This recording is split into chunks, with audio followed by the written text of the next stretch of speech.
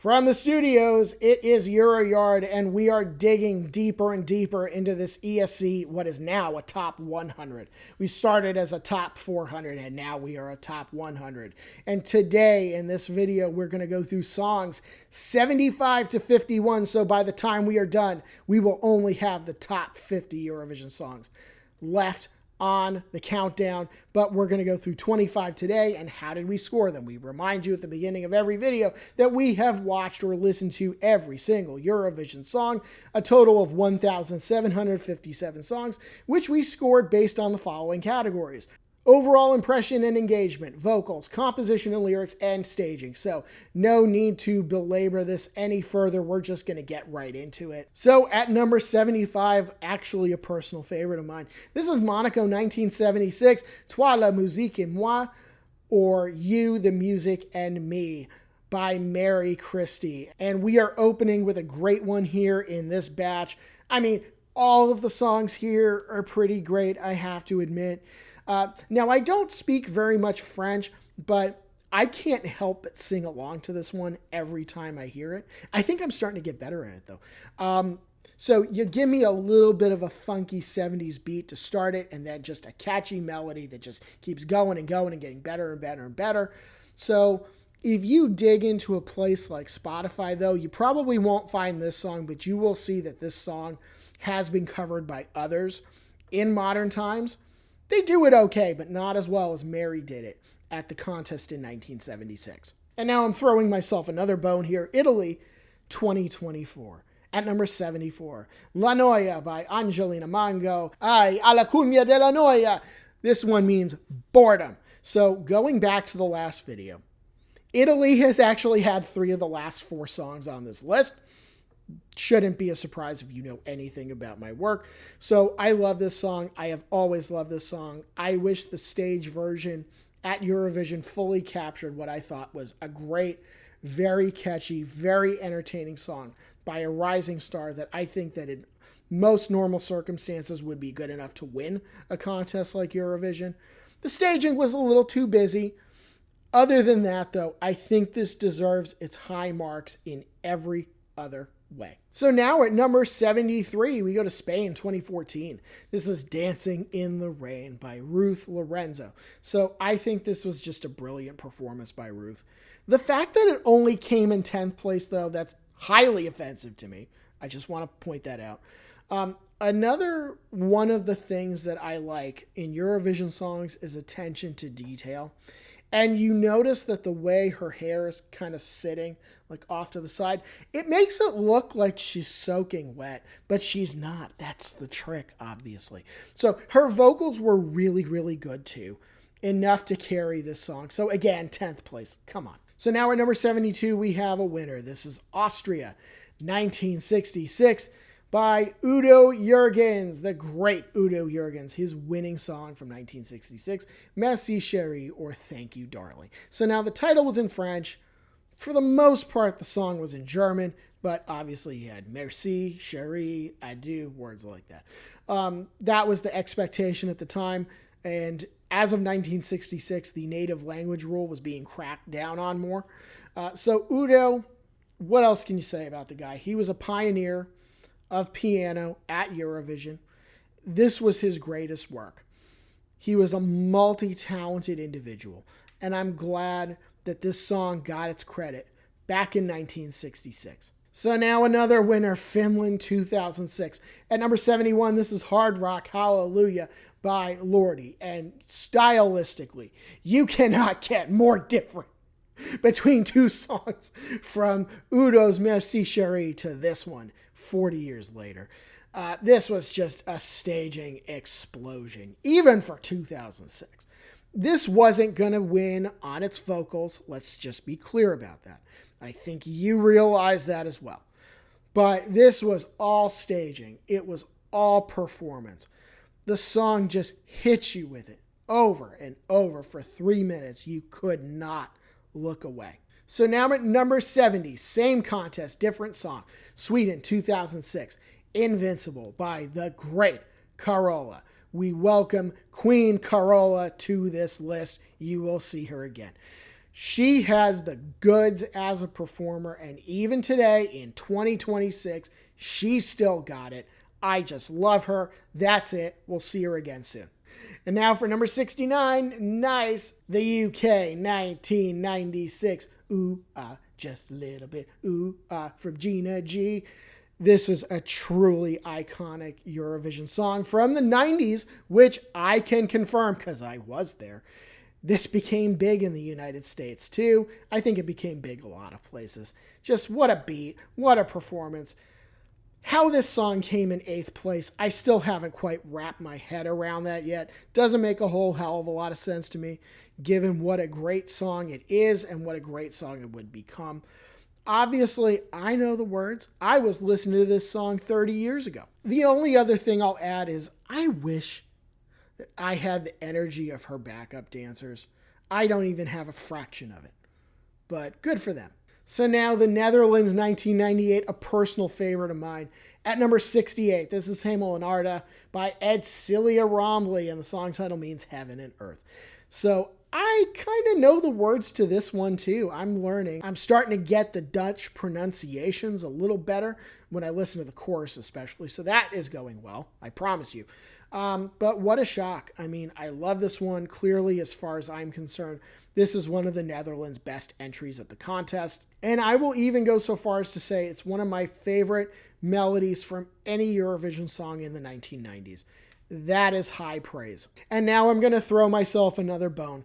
Albania's best entry from 2025. At number 67, this is Germ by Skodra Elektronike, and the song title means fire. So this is music as far as I'm concerned.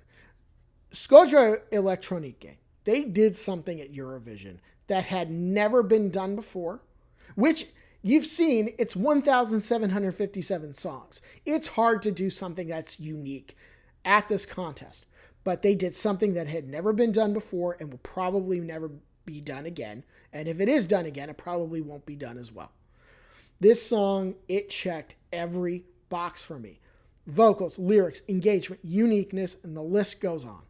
I love these two, and I am so glad that Festivalia Kangas brought this song into my life. And now a really lively song, Israel 1983 at number 66. This is High by Ofra Haza, and the song title means alive. So this was just a very lively, great performance. Now, the 1983 contest, let me tell you about that. I don't think it was particularly hosted well. It moved very slowly, but the music in 1983 was actually really good. And no, we are not done mentioning this contest. This had great vocals and a great melody. So Israel came in second that year with the song back in 1983, and deservedly so. So number 65, you remember this one. I almost don't even have to say anything about it because I think you already know about it, but I got to talk about it anyway. Cha Cha Cha by Karja, Finland 2023. This is going to go down as one of the most memorable entries of the 2020s. Might even be Finland's best entry. Even better than the song that won, I think, to be honest. The only way to describe this song properly is an explosion of energy. It was basically a 3-minute musical supernova in much the same way that Rim Tim Tagidim operated the following year in 2024. Now, the whole arena was chanting the chorus with him. So he won people over big time with this song. And now at number 64, we have a winner. This is Serbia 2007 Molitva by Marija Šerifović, and the song title means prayer. So the strength of this song, obviously, it's in its vocals. If you've listened to this, if you're familiar with the song, you know that Marija sang really, really well. She put a lot of passion into it.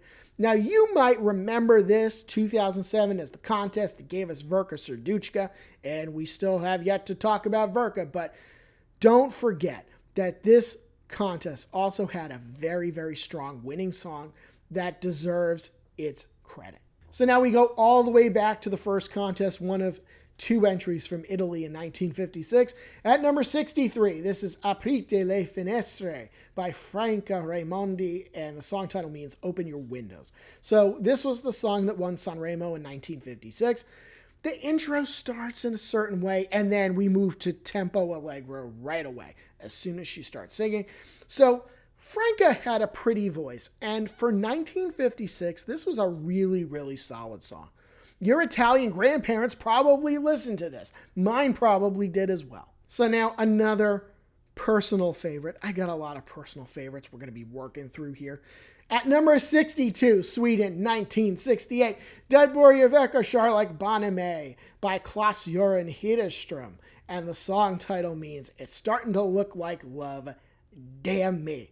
So this was just a great Swedish entry. Maybe you don't remember it. Maybe you don't know too much about it. But I promise you, this was a great Swedish entry.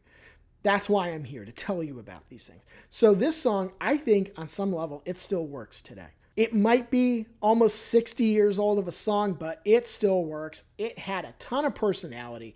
And Claes-Göran, he really sold it. He was dancing. He was snapping his fingers. He was moving. And I was into it. This was a great song. And now, at number 61, another song that perhaps you remember, but if you don't, I'm here to remind you.